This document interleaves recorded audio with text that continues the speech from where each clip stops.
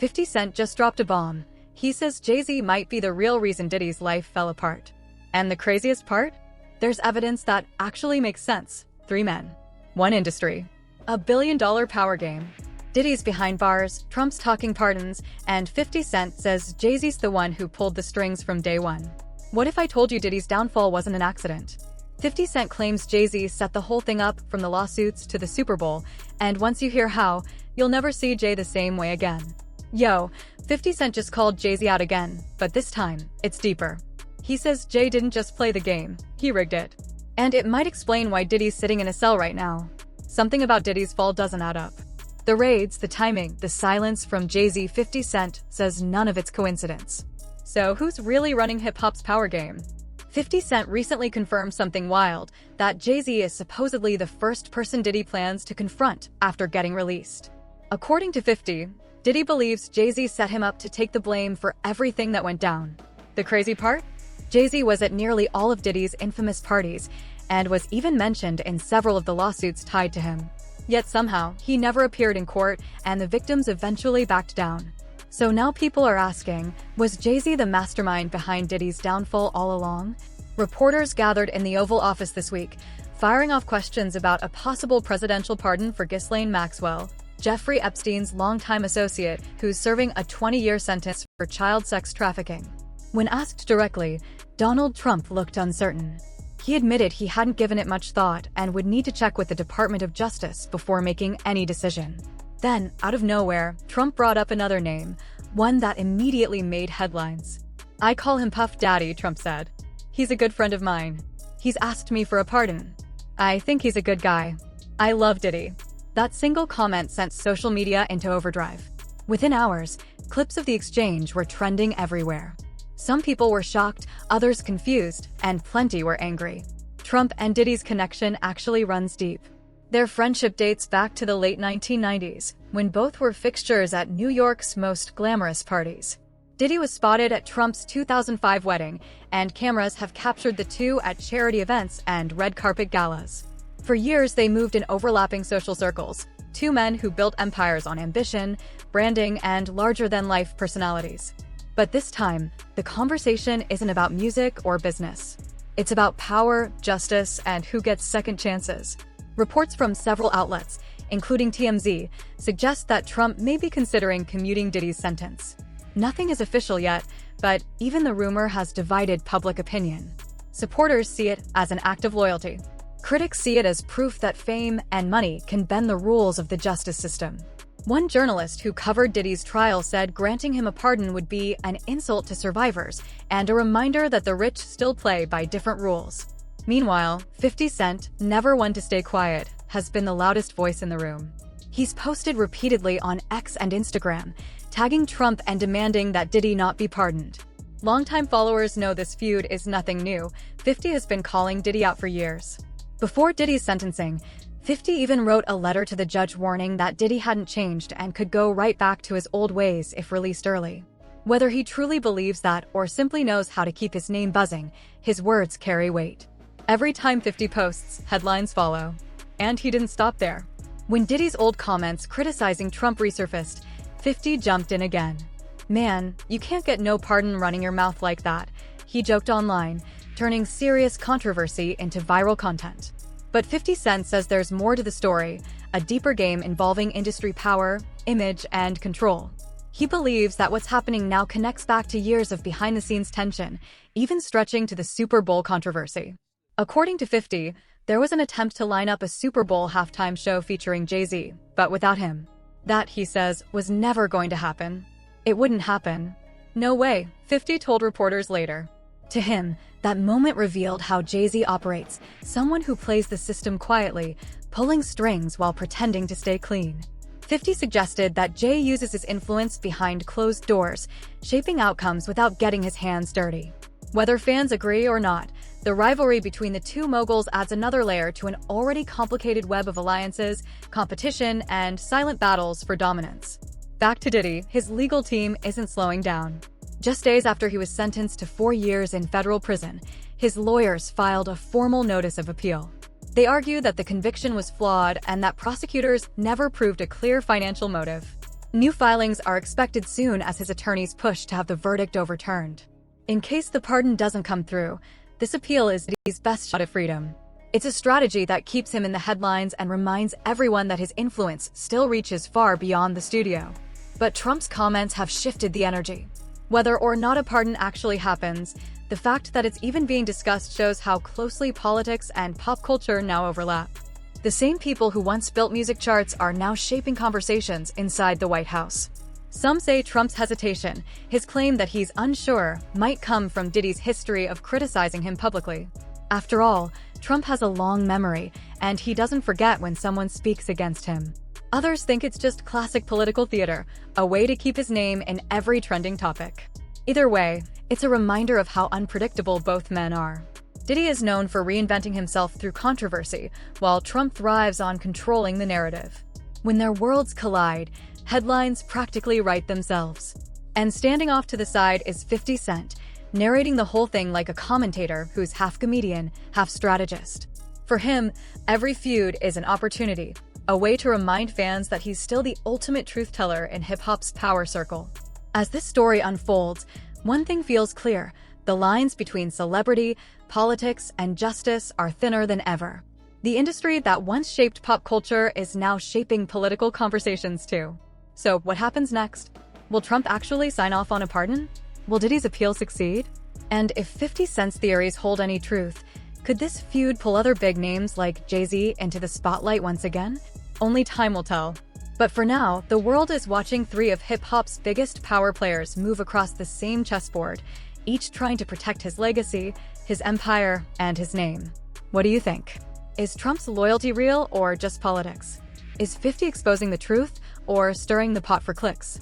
Drop your thoughts in the comments below, and don't forget to like, share, and subscribe for more breakdowns of hip-hop's biggest power moves. And when 50 looks at Jay-Z's career, he points out how things seemed to change once Beyoncé came into the picture. He's won 16 or 17 Grammys since he got with her, 50 said. Before that, not even close. To him, those awards weren't just about talent. They were about power, influence, and image. Even their kids have Grammys, and they don't even sing or rap yet, he added. It's like the industry just gives them trophies to make sure they show up. 50's history with both Jay-Z and Diddy goes way back to the late 90s. He first took shots at Jay-Z in his song How to Rob, calling him fake. From that point on, there's been tension. 50 has long believed that Jay and Diddy didn't build their empires just from music, but from controlling the game and keeping others down. He claims Jay would use his industry connections to block artists from rising, and even told his team to drop albums the same week as 50 to cut into his sales. In 50's words, Diddy and Jay didn't become billionaires off mid-music, they did it by stepping on everyone else. He recalled one moment in the studio when Jay warned his crew, Bleak, Beanie Sigel, and others, to release as much music as possible before 50 dropped. For months later, Indie Club hit, and it was over, 50 laughed. Everyone had to sit back and wait out the wave. 50 also pointed out the massive difference between his global reach and Jay-Z's. His biggest record sold around 430,000 copies. Mine? 5 million, he said. In America, you can buy success with marketing, but worldwide? That's real connection, and you can't fake that. He even joked how he'd react if someone tried to pull a Taylor Swift moment on him. I wish he'd try to take one of my awards, he said. I'd black his eye right there. Jay-Z didn't like that comment, saying no one is scared of 50 Cent, but 50 noticed something strange. Why even say that, he asked. No one ever asked if I was scared of Jay-Z. To 50, the public can see through what he calls Jay-Z's punk presentation. He doesn't see Jay or Kanye as real threats. If they tried to take a trophy from me, there would have been an altercation, he said flatly. Over time, 50 realized that Jay and Diddy used the same playbook against anyone who tried to rise, including Nas. They claimed to represent Black excellence and to uplift the culture, but behind the scenes, they allegedly made sure no one else could reach their level. 50 never bought their story. He believes that if you weren't part of Jay and Diddy's circle, your career was never going to thrive. Lord Jamar has said similar things, calling it the gay mafia of hip-hop, where record labels and elite execs work together to control who succeeds. You couldn't be bigger than Jay-Z, 50 said. You couldn't outsell him. The system just wouldn't let you. Even Beanie Sigel, who was once signed under Jay-Z, confirmed that something wasn't right. He noticed how Jay always timed his releases to overshadow him. Every time I dropped, Jay would drop right before or right after, Beanie recalled.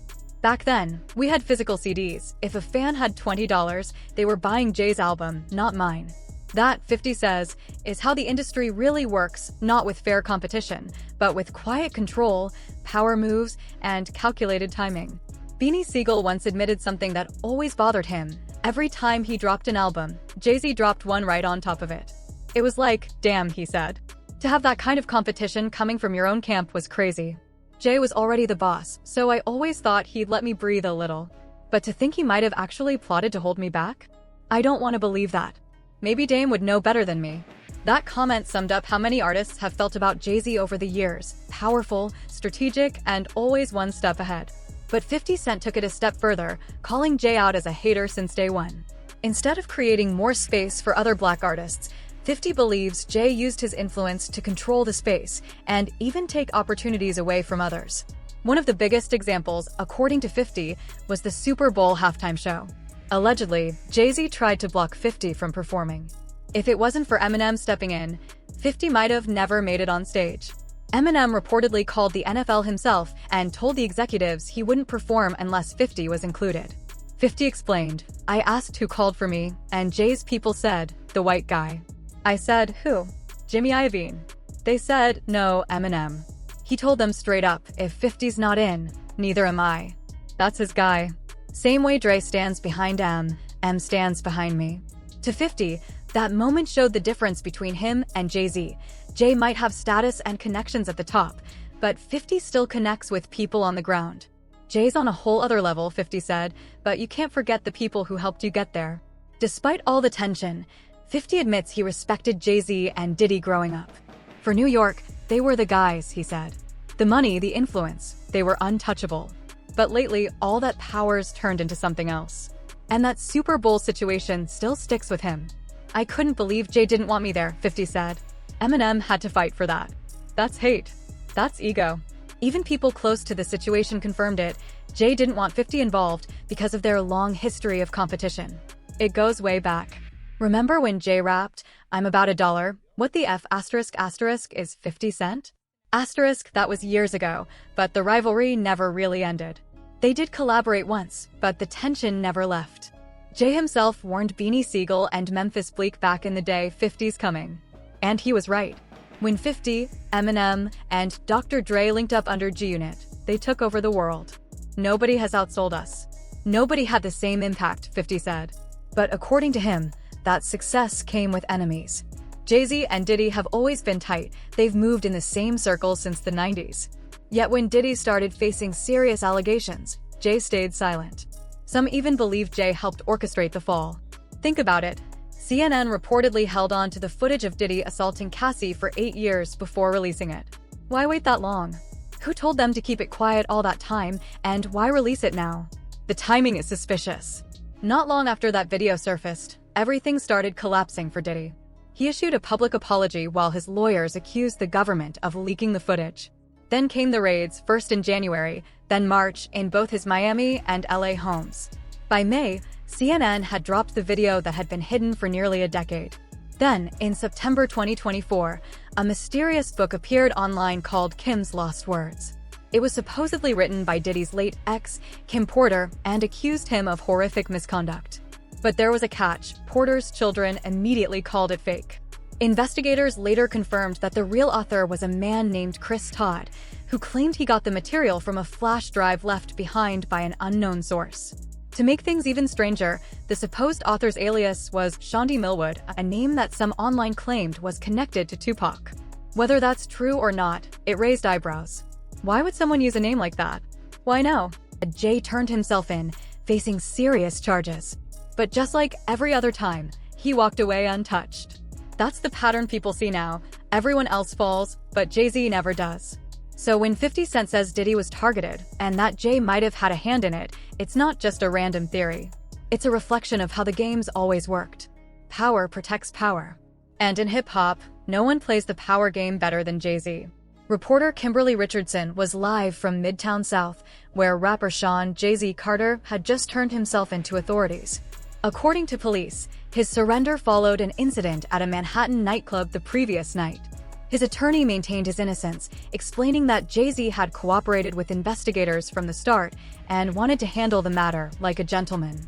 While that story dominated the headlines, it also reignited a wider conversation about accountability in the music industry.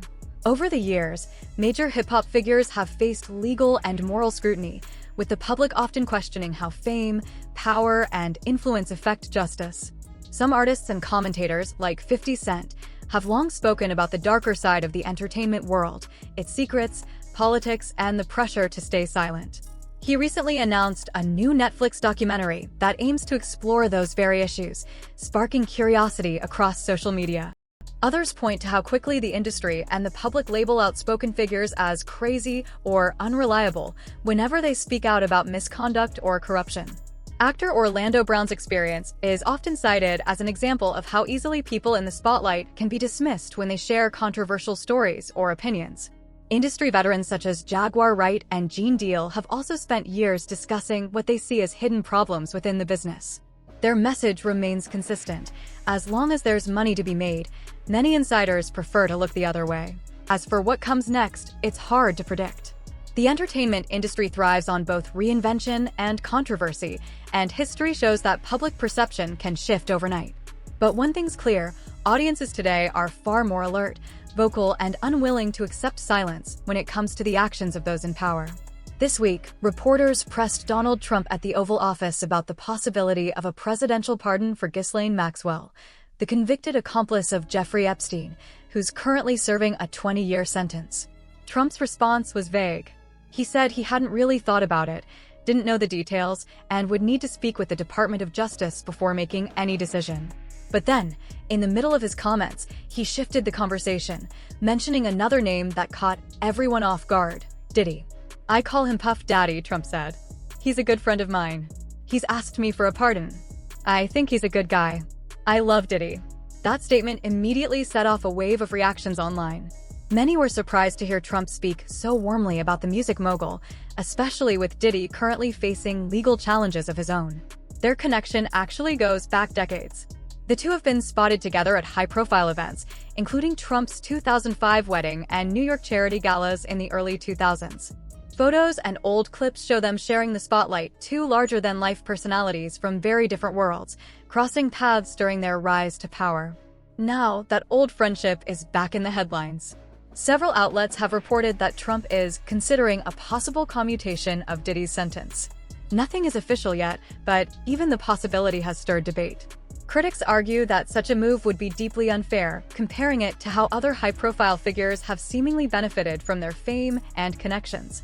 One journalist who covered Diddy's trial said that granting him a pardon would insult survivors and show that justice still bends toward the powerful. And of course, 50 Cent, who's made a name for himself commenting on every major moment in hip-hop, wasted no time chiming in. He's been one of Diddy's loudest critics, posting memes, tagging Trump directly, and warning against any talk of a pardon. Before Diddy's sentencing, 50 even wrote a letter to the court claiming that Diddy hadn't changed and could reoffend if released early. Whether it's genuine concern or just part of 50's online strategy, his voice has once again shaped the conversation. Meanwhile, Diddy's legal team isn't waiting around. Just days after receiving a 4-year prison sentence on federal charges, his lawyers officially filed an appeal.